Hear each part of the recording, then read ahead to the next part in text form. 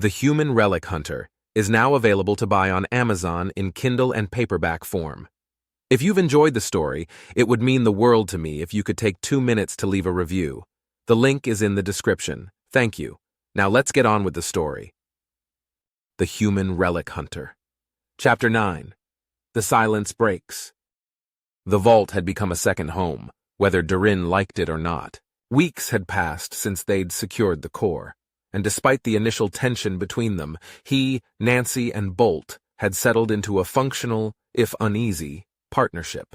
The days were spent repairing systems, scavenging supplies from the debris field, and trying to uncover more about humanity's past, a task that, surprisingly, never seemed to run out of mysteries. Nancy had thrown herself into restoring the vault's systems, scouring the ancient Terran databases, and most importantly, reconnecting with humanity's lost network. The old quantum entanglement relay system, once used to maintain instant communication between the hidden Terran outposts, had become her personal obsession, and for Durin, that meant days upon days of watching her mutter to herself over glowing consoles while Bolt beeped cheerfully and offered unhelpful observations. Durin stood in the control room now, leaning against a wall, arms crossed, watching Nancy as she pored over the star map display, trying to ping any still active vaults or outposts. "You ever gonna take a break?" he asked, lazily tossing a small Terran artifact, what he had dubbed a relic of great significance, but Seraph insisted was just an ancient keychain. Nancy didn't look up. "You ever going to do something useful?" Durin smirked. "Define useful." "Anything that isn't leaning against that wall and bothering me." "Fair point." He pushed off the wall and stretched. "But in my defense, if I don't bother you, who will?" "Seraph," she said flatly. The AI chimed in through the comms. "And I do so with great enthusiasm." Durin rolled his eyes but didn't argue. Nancy was too focused on her work anyway, her fingers flying over the console as she pinged ancient relay stations, hoping for any kind of response. The network had once connected every Terran vault, research station, and hidden colony, but now it was like shouting into a void. Most signals just disappeared into nothing, until Nancy found a pattern. She straightened, eyes narrowing at the data unfolding before her. "Wait! Look at this!" Durin stepped closer, peering at the holographic projection of the galaxy as Nancy highlighted a series of red-marked locations. "These are the last recorded transmissions from different vaults," she explained. "If you map them out over time, they form a clear pattern." Durin's antennae twitched. "That looks like the Drax invasion path," Nancy finished grimly. She wasn't wrong. The old transmission records painted a chilling picture. The vaults didn't go dark all at once. Instead, they failed one by one systematically, following a path of destruction across the stars. The final vault transmissions were desperate, fragmented distress calls, many of them cut off mid-sentence. Durin exhaled. "So the Drac really did wipe them all out." Nancy's jaw tightened. "Looks like it." For a moment, neither spoke. The weight of it was almost suffocating. Thousands of years of silence, an entire species hidden away, only for most of them to die anyway. Finally, Durin broke the silence with an exaggerated sigh. "Well, that was depressing." "Welcome to history," Nancy muttered. Seraph added helpfully. "Human history in particular is filled with catastrophes, in case you were under the illusion that things had ever gone well for them."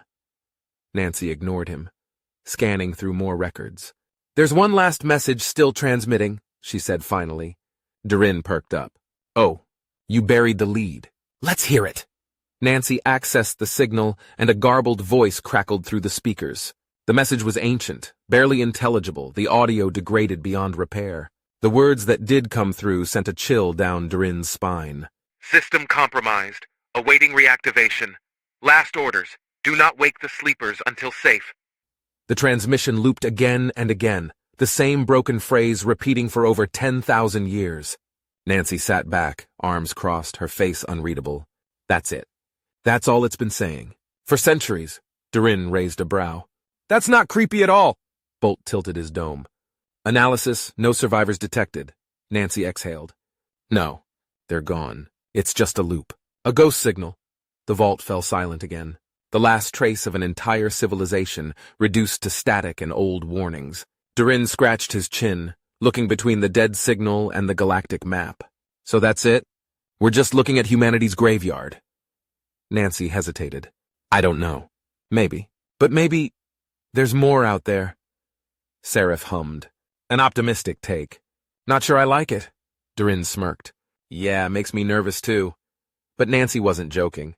She studied the map like it held answers she hadn't seen yet. And maybe, just maybe, it did.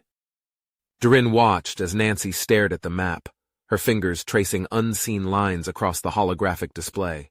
She was quiet, too quiet. He had come to recognize this as the moment before she threw herself into another impossible task. Another mission. Another fight. He sighed, rubbing the back of his neck. All right, well, I think this is where I bow out. Nancy didn't look up right away. What? Durin gestured vaguely at the vault around them. This. All of this. You've got it handled, right? The vault's stable. The humans in the pods aren't dying anymore, and you've got a fancy quantum comm system that, shockingly, hasn't exploded yet. He shrugged. I'd say my job here is done. Nancy finally turned to look at him. You're leaving? Durin nodded. Yeah. I'm not exactly cut out for, I don't know, rebuilding a species. That seems like a you thing? Nancy narrowed her eyes. Oh, yeah? And what exactly is a you thing? Durin grinned. Not getting vaporized, for one. You'd be amazed how often I've managed to avoid that, Seraph chimed in. Surprising, given the sheer number of your questionable decisions. Thank you, Seraph, Durin said dryly. Always a pleasure. Nancy crossed her arms, studying him for a long moment. Then she just nodded. All right, Durin blinked. Wait, that's it? Nancy shrugged. You did your part. You found humanity, you even saved some of us. If you want to go back to your old life, I won't stop you. Durin wasn't sure what response he had expected, but her indifference threw him off. Huh. Thought there'd be more of a fight. Oh, don't get me wrong, she said, smirking slightly. I was ready to put up an argument, maybe even pull some dramatic speech out of my ass. But the thing is, if I have to convince you to stay, then you probably shouldn't. He frowned, shifting uncomfortably. That's annoyingly logical. I have my moments, she said. For a moment, the only sound was the soft hum of the vault's power systems. Then, in an effort to push past whatever strange weight was settling in his chest, Durin clapped his hands together. All right then. Guess I should pack up, Nancy snorted. Yeah, because you have so much stuff to take with you. Hey, I've got some things, Durin protested. Seraph chimed in. Yes, an extensive collection of ancient human relics of great cultural and historical significance. Most of which I should remind you are actually trash, Durin grumbled. You say trash, I say priceless artifacts. Nancy raised a brow. Oh yeah? Like what? Durin gestured vaguely toward his bag. Well, for starters, I have this authentic pre-Drac human beverage container. Seraph cut in. It's a rusted-out can. Nancy rolled her eyes. Let me guess. You once tried to trade a rusted spoon to a merchant, too? Durin hesitated. I mean, define trade, Seraph groaned.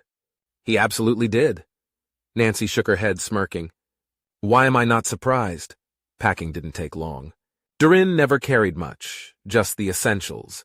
His gear, a few personal items, and, of course, the Wanderer, too, which had become as much a part of him as his own skin. Over the past few weeks, he and Nancy had fallen into a rhythm, scavenging debris fields, swapping stories, eating meals together that ranged from surprisingly decent to borderline inedible. It was comfortable in a way he hadn't expected, which is probably why leaving suddenly felt so much harder than it should have. Still, he went through the motions, loaded up his gear, checked the Wanderer 2's systems, did everything that made leaving feel real. Nancy stood on the docking platform watching him with an expression he couldn't quite read. So, where are you headed? She asked. Durin hesitated, then shrugged. Probably back to the Helestian trade routes. Plenty of relics out there. And let's be honest, I'm better at digging up the past than I am at shaping the future. Nancy nodded slowly. Well, try not to get yourself killed. I make no promises. Bolt, who had been quietly observing, suddenly trilled. Observation, departure, suboptimal? Durin chuckled. Gonna miss me, Bolt. Bolt beeped, his optics flashing. Negative. I am accompanying. Durin blinked. Wait, what? Nancy crossed her arms. Yeah, about that. Bolt decided he's your problem now. Friendship? Ongoing, Bolt added helpfully. Drin groaned, rubbing his temples. Great. A lizard and his overly cheerful maintenance drone, off on another adventure. Nancy smirked. Sounds like a hell of a duo. Drin shook his head but didn't argue. He glanced at her one last time, and for the first time in weeks there was no sarcasm in his voice. Take care of them, Nancy. She didn't try to make the moment anything bigger than it was. She just gave him a nod. You too, Drin. He turned toward the Wanderer too, stepping up the ramp. Just as he reached the doorway, the vault's quantum comm system suddenly beeped. Nancy's head snapped up. What the hell? Bolt rotated, his optics flashing. Incoming transmission. Drin's froze. For weeks, nothing had answered. And now, just as he was about to leave, something had. Nancy stared at the console as a voice, one that hadn't been heard in over 5,000 years, broke the silence. Hello? Is someone there? Nancy's breath caught in her throat as the ancient console flickered, the soft glow of its display illuminating the stunned faces around it. Drin, who had been halfway up the ramp of Wanderer 2, froze in place. Bolt's optics brightened as he processed the transmission. Hello? Is someone there? The voice was human, scratchy, distorted, but unmistakably alive. Nancy leaned forward, fingers hovering over the console controls. This is Nancy Calloway, speaking from the Terran vault. Identify yourself. There was a pause. Static crackled in response before the voice returned, this time steadier. Nancy Calloway? The speaker sounded unsure. Then, with something like awe, You're from a vault. A real one? Nancy's jaw tightened. That's right. Who am I speaking to? Another pause. Then, My name is Elric Tan, and, well, I suppose you could say we've been waiting for you for a long time. Nancy frowned. Define a long time. Elric hesitated. We don't really measure time the way you probably do anymore, but if the records are accurate, it's been around 5,000 years since our ancestors first woke up. A silence followed. A silence that felt heavy. Drin, still lingering by the ramp of his ship, exhaled loudly. Well, that's a hell of a long nap. Nancy shot him a look but didn't disagree. Elric, where are you? You said ancestors? Are you part of a vault? The static crackled again before Elric replied. Not anymore. Nancy's stomach dropped. Explain.